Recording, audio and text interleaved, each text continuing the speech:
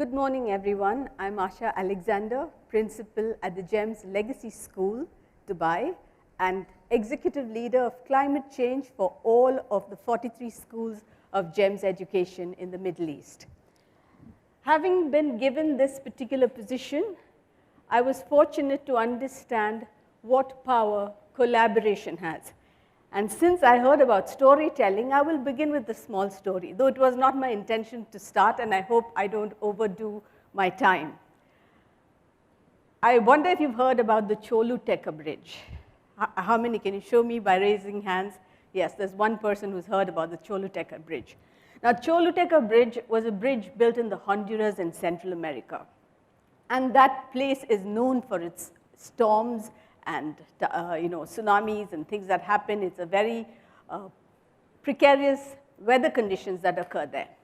So the people of the Honduras had invited some expertise to build a bridge that would last. And that bridge was called the Choluteca Bridge. And it was a marvel of engineering. And as soon as it was opened, people walked from one end of the bridge to the other to see this marvel of engineering. And they were so proud that their country had this absolutely fantastic bridge spanning the Choluteca River. But one day, very shortly after it was opened, Hurricane Mitch struck the region. And all the rivers burst their banks, and all the bridges were destroyed, except for one.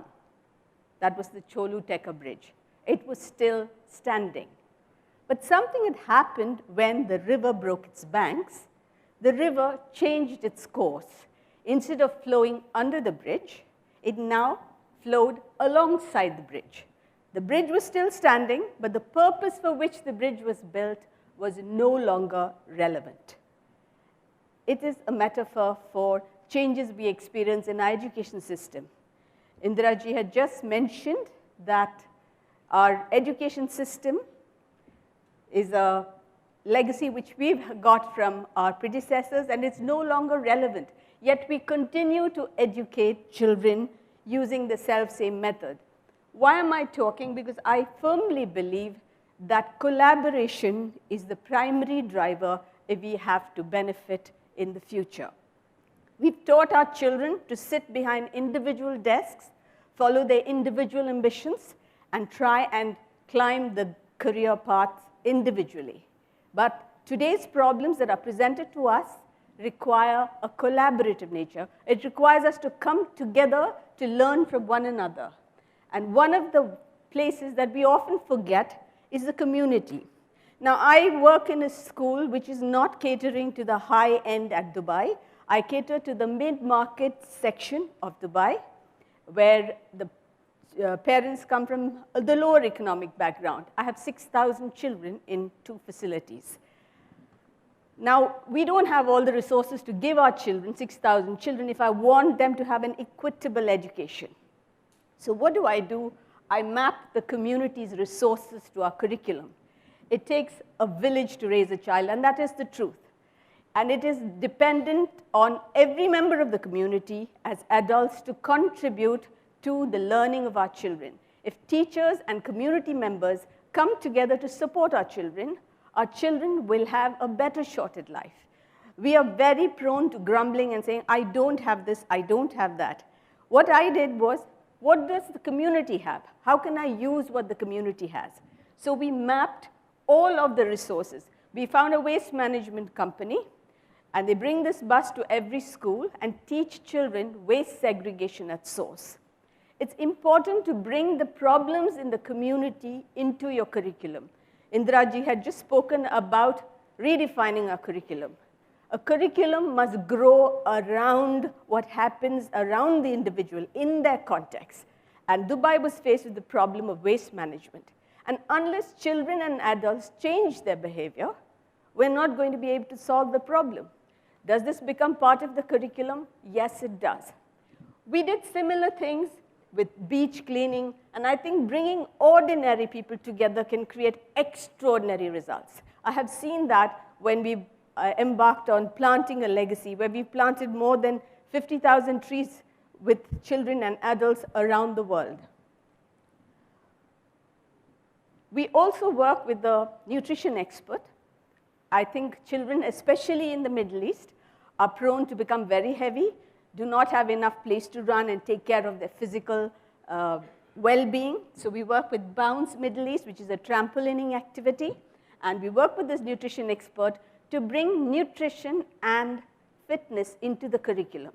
Now, this is an innovation in itself, and this is something I want to share with you, that unless you intentionally map these resources into your curriculum, you're not going to use it. There are other things that we do. We take our children to museums to study. We take our children to the Sheikh Rashid bin Mohammed Library to have their library sessions. It's because these resources are available to us and we must utilize them, because it is the responsibility of the community to ensure that our children grow up well. We also collaborate with industry. And this is something which has provided a lot of learning for not only my students, but our teachers as well. Siemens is a company that supports the work that we do. And during the Expo 2020, we had the School Conference of Parties Expo, which was hosted at the Al Wasl Dome. And children pitched their prototypes to industry experts. Of course, it was a lot of learning for them. They were able to refine their product, but it was also a brilliant way for our teachers to learn. And I realized that teachers must intern with industry. We teach physics, we teach chemistry, we teach biology in isolation. But if we don't know how that transfers to industry, there will always exist a gap between the children we send out in grade 12 and those that are required by the industry. So one of the things that I seek to do is find internship for our teachers as part of professional development with industry. We need to search for these partnerships. They just don't walk in to us, but we make a deliberate attempt to find people who are like-minded, who want to support education in today's world. Government is naturally without hesitation, very, very important part to support. And we're happy to say that GEMS Education is signing an MOU with the Ministry of Education to bring climate literacy into schools. This is something which is very close to my heart. And I think unless you learn climate science in schools, we are not going to be able to respond effectively to climate change. So our schools got together, collaborated, and created this humongous whale made out of recycled plastic bottles and plastic bags. And it was housed first at the Dubai Boat Show, and then it was taken to the Mamzar Beach by Dubai Municipality, and finally to the City Walk in the Green Planet. Here, the government has given children and teachers a voice to showcase and raise public awareness about pollution. These mammals are drowning in oceans of plastic, and unless the government supports the schools and the teachers in what they are about to do, we cannot raise public awareness. That took us to collaborating with global schools. A few years ago, the Hammersmith and Fulham Borough Council visited us with their leadership team, and the event was covered by The Guardian. And we opened our doors to a week of learning for these leaders in our school. And we shared with them all our best practice, and we said, take it and go. And they took the template of our learning back to the council, the borough in United Kingdom. That encouraged us to open hub schools of sustainability around the world. The first 4 hub schools were opened in Italy, in Capella Maggiore, Fregona, Colimberto, and Sarmede. And then we took it to Indonesia, the Sekolah Bogoraya School in Indonesia, then Malawi, which is one of the poorest countries in the world. And we then took it to Budgam in Kashmir. And we're hoping to bring around another 10 schools to collaborate with us in the coming year.